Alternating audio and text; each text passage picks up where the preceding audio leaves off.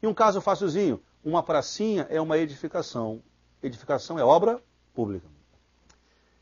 Só cabe o tributo contribuição de melhoria se a obra pública decorrer, se dela decorrer valorização imobiliária.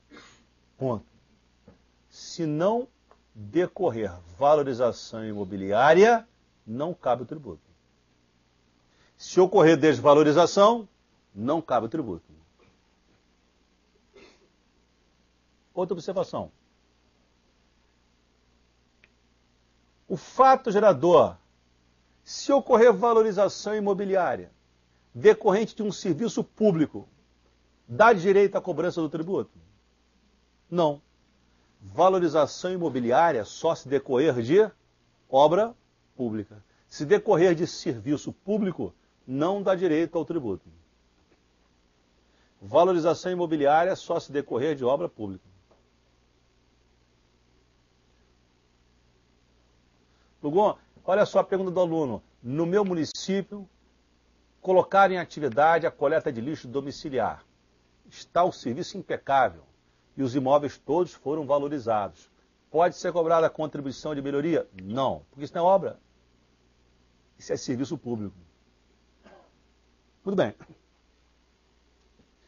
O finalzinho desse artigo eu vou ler depois, tá? Mas um ano depois, isso aqui é o CTN. O CTN é de quando mesmo, hein? 1966. Um ano depois de publicado o CTN, 1966, foi publicado o Decreto-Lei 195 de 67. Isso aqui é uma norma geral sobre contribuição de melhoria, tinha mencionado lá em cima. O CTN é norma geral? É. O CTN, o Código Tributário, é a norma geral mais ampla que a gente tem aqui. Mas um ano depois foi publicada uma norma geral específica de contribuição de melhoria. E no seu artigo 1º, vamos ler na folhinha, na página 22, na sequência, na letra B de bola, vem assim, ó. A contribuição de melhoria prevista na Constituição Federal tem como fato gerador o acréscimo de valor do imóvel, localizado nas áreas beneficiadas direta ou indiretamente por obras públicas. Tem como fato gerador o acréscimo de valor. Acréscimo de valor é a chamada mais-valia. Já escutou falar disso? Mais-valia? Aí a mais-valia. Esse termo foi introduzido pelo artigo 1º do Decreto-Lei 195 de 67. Na verdade, o que tem diferente em relação ao CTN? Só o final. Nas áreas beneficiadas direta ou indiretamente por obra pública. Esse acréscimo, beneficiadas indiretamente, é o único núcleo que ficou diferente em relação ao antigo artigo 81 do CTN. Bom, se a gente tivesse que realmente avaliar esse artigo 1º, eu vou falar algo que não vai cair na prova. Depois eu vou para o gabarito, tá? O que não vai cair na prova é o seguinte.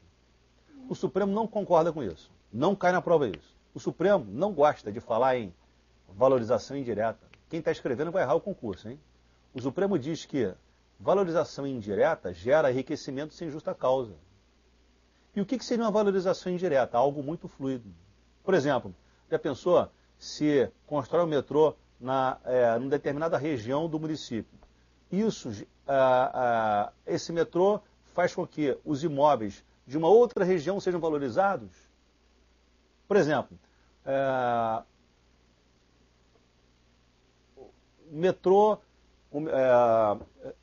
construíram o metrô no Rio de Janeiro até Ipanema. Rio de Janeiro tem metrô até Copacabana e agora está chegando em Ipanema. Não é verdade?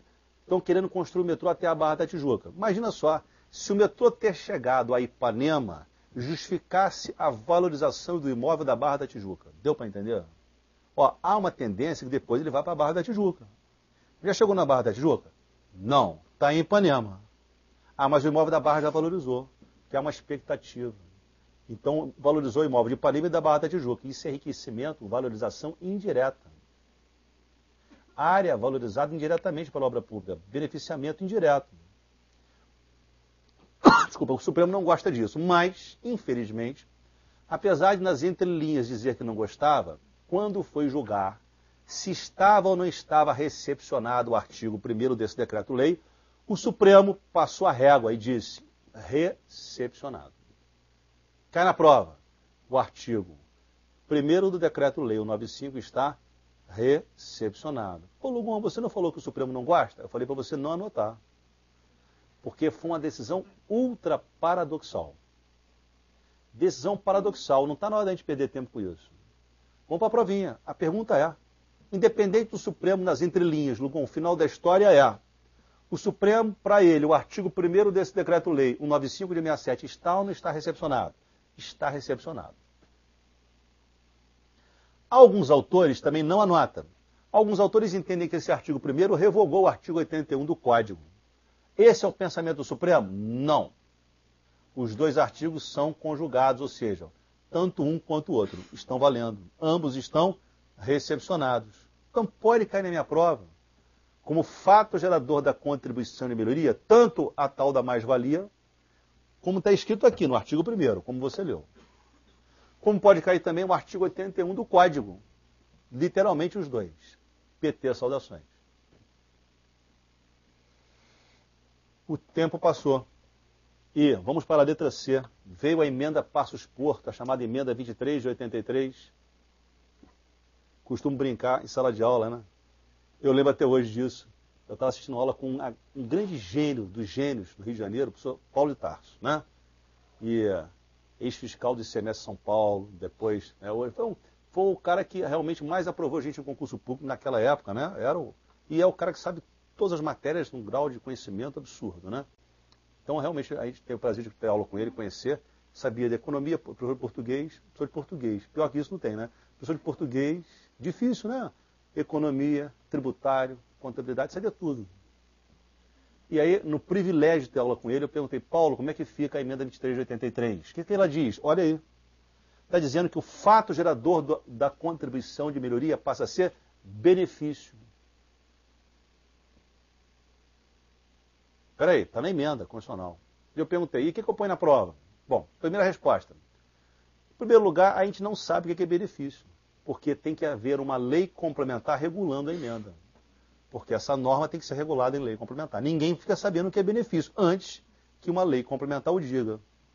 Não é o dicionário do Aurélio que vai dizer o que é benefício para a gente. Isso é letra da Constituição. Segundo, difícil a posição, mas tenho a impressão que vai cair benefício a partir de agora. E durante alguns concursos, na época, alguns concursos titubearam e começaram a colocar como fato gerador benefício, independente de estar regulado ou não. Mas esquece isso por enquanto. Por quê?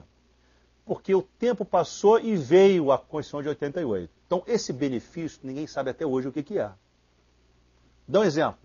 Vou construir uma linha de trem para dar acesso à casa de Tício, porque ele mora em local de difícil acesso. É difícil acesso, vamos construir uma linha de trem. Beneficiou? Bom, se isso for benefício, beneficiou, não sei se é. Mas valorizou ou desvalorizou? Vai morar ao lado de uma linha de trem. Quem mora ao lado da linha de trem, o imóvel é o quê?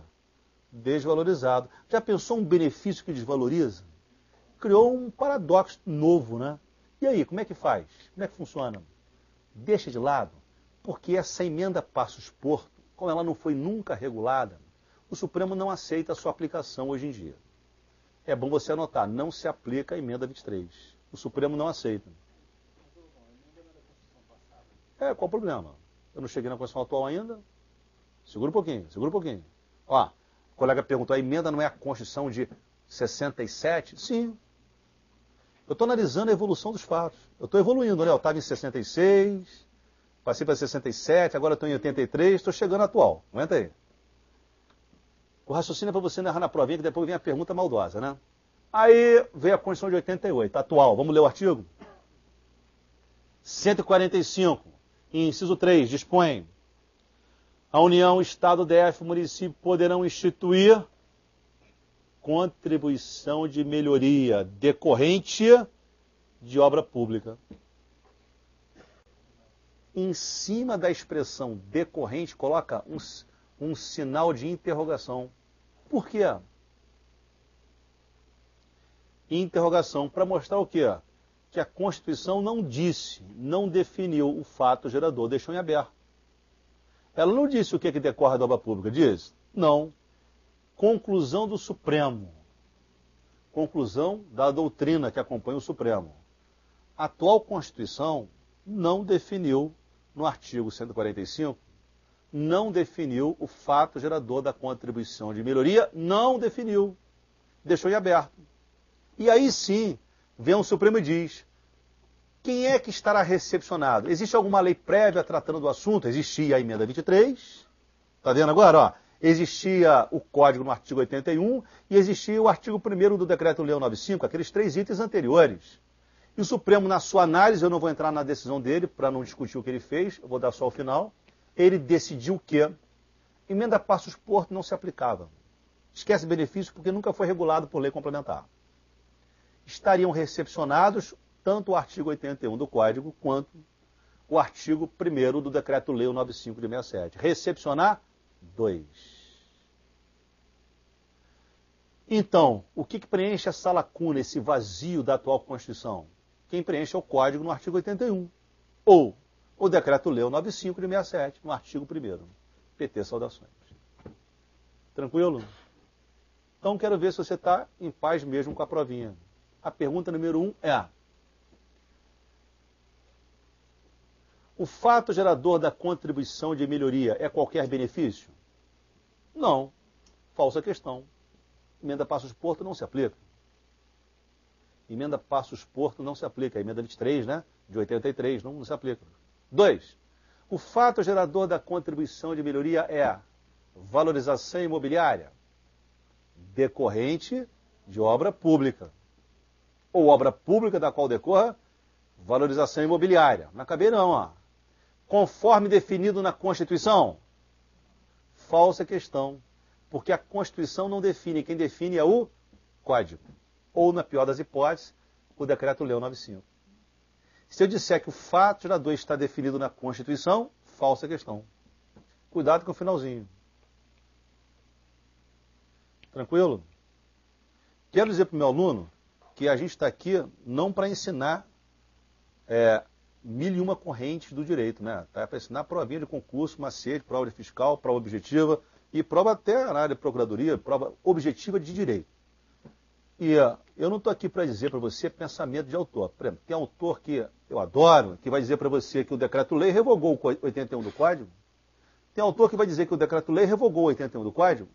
O Supremo não aceita isso. Então, o que você encontrar de opinião contrária, pensa assim: o Lugon pediu para que eu use a posição apenas de quem? Nesse caso, do STF, que é a posição de banca de concurso. Perguntas.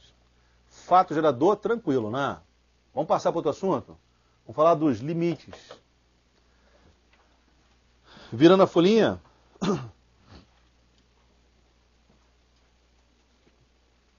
A contribuição de melhoria deve respeitar, estou lendo para você ao mesmo tempo, 2 limites no artigo 81 do Código. Lá no artigo 81, quem quiser retornar para ler, dizia assim, ó, página 19, 22. Penúltima linha dele. Tendo como limite total a despesa realizada. E como limite individual, o acréscimo do valor que da obra resultar para cada imóvel beneficiado. Então funciona mais ou menos assim.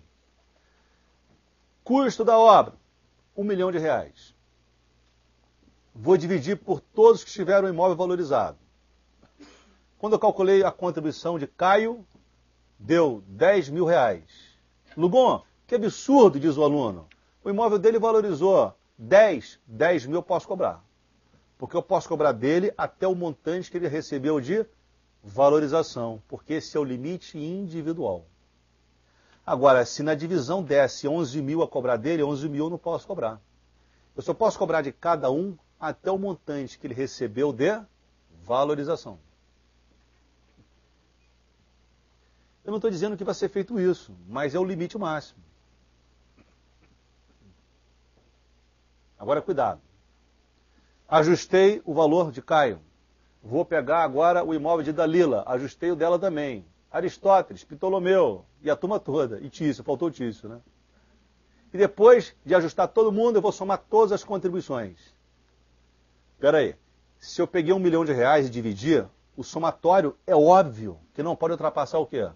1 milhão. É matemática, não é? Aluno, olha o que está dizendo aí. Que o limite total é a despesa total, é o custo da obra. Para que está dizendo isso aí? Não é óbvio. É óbvio. O aluno tem razão. Qual é a finalidade do artigo em dizer que o somatório das parcelas não pode ultrapassar o custo que foi dividido? Porque o somatório das parcelas, o somatório das contribuições de cada um, no máximo, pode chegar ao custo total da obra. A finalidade de dizer que o custo total da obra é o limite total é para dizer para você que esse tributo não visa lucro. Ele visa apenas ressarcir custo. E pior, na medida do possível. Porque os limites individuais puxam a arrecadação para baixo. Porque não teria sentido dizer, o somatório das parcelas não pode ultrapassar o custo que foi dividido. Isso seria, né, uma coisa óbvia. É para traduzir que não visa lucro. Cai na prova, o que é o limite individual? Limite individual é o máximo que poderá ser cobrado individualmente. Entenda-se, é o montante da respectiva valorização de cada um, de cada contribuinte. Cai na prova o que é limite total. Limite total é o custo da obra, é a despesa total. O somatório das parcelas de todas as contribuições não poderá ultrapassar o custo total da obra. Pergunta minha. Segundo o Supremo, esses limites foram ou não foram recepcionados? Foram recepcionados. Palavras do Supremo. Lugon tem um livrinho que diz que não foi, não põe na prova. Segundo o Supremo, foram recepcionados. Tanto o limite total quanto o limite individual. Mas o livrinho, Lugon, é de um autor que você gosta. Paciência. Por quê? Eu posso até concordar com ele, eu não vou falar para você. Porque não é a resposta da prova. A resposta da prova é pelo Supremo. Fala, colega, pode falar.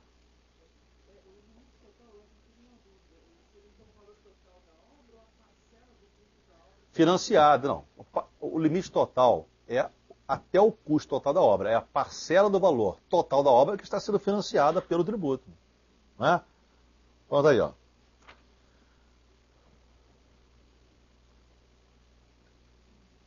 Olha só o que está no artigo 81, respondendo ao colega. No artigo 81 está dizendo assim, ó. Limite total é a despesa realizada. Qual é a despesa realizada? É o custo financiado. Tenha me expressado mal, talvez. O limite total é o custo total da obra que tenha sido financiada. Obrigado. Tenha sido financiado. Lógico. Que pode ser o custo total ou não, né? Ainda mais porque a obra pode ser feita em parceria. Concorda comigo? Então, eu já falei isso no início, né? Se for feita em parceria, a parcela a ser financiada é que será o custo a ser repartido pela contribuição de melhoria. Muito bem. Mas olha no finalzinho do item limites. Tem assim uma observação para você na página 23. Lá na metade da página 23 tem uma observação dizendo: o Decreto-Lei 95 de 67 ainda menciona a observância de um limite de 3% ao ano sobre o valor do imóvel. Entenda, sobre o maior valor fiscal do imóvel. Bom, deixa o termo técnico de lado. O que interessa é o seguinte: se a cobrança é de R$10.000 e se esse valor ultrapassa 3% do valor do imóvel ao ano, eu tenho que cobrar por ano até no máximo 3%, que se cobra as demais parcelas no ano subsequente. Tem outro limite a observar, mas não está no código. O limite de 3% ao ano. Ao ano, o máximo que se cobra é até 3% do maior valor do imóvel. Isso é um limite que está no artigo, salvo falha a memória, artigo 12, a conferir. Não sei se eu coloquei esse artigo aqui. Não mencionei, mas se eu não me falha a memória, artigo 12 do decreto-lei, mas se não for, né, o artigo 3º ou 12, não estou lembrado. Tá? Depois você confere direitinho, no decreto-lei 95 de 67.